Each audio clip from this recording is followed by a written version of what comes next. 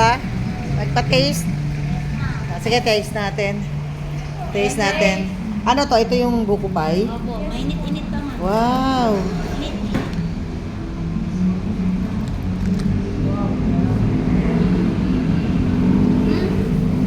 Init. Three days. Hmm. Tatlo lang kami. Tatlo. Masarap siya. Sa inyo, ma'am? Dalawa. Bibili kami.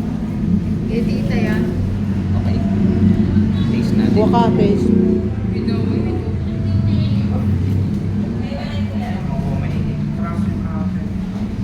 Sige lang po, ma'am. Exercise.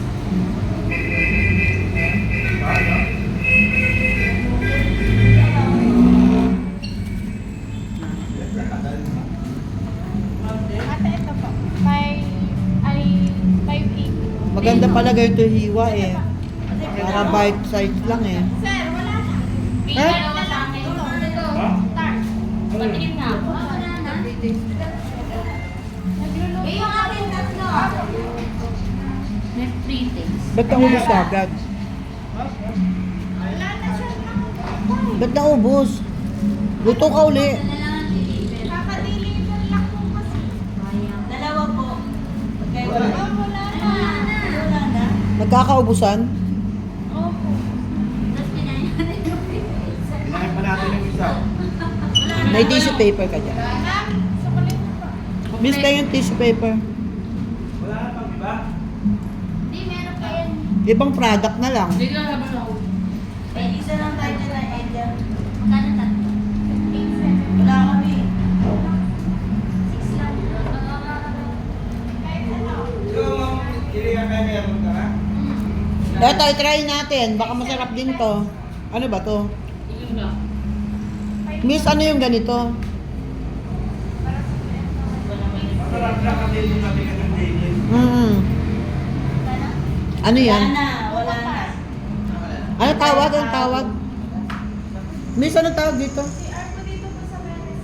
Buko tart po. Buko tart. May pre-taste din ba yan? Meron pa tayo. Ako nga rin pa isa. Wala na, sir. Ha? Wala. Eto na lang daw, pre-taste. Eto, bibili mo, buko tart. Pinag-isip mo ngayon. Kinuha ko yung wallet ko eh. 8-7. Wala na pala.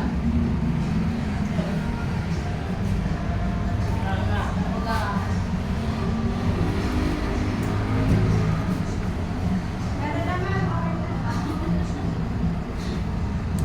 Ayun o. Ayun na. Pakaimutot daw kasi. Patingin na. Buko tart.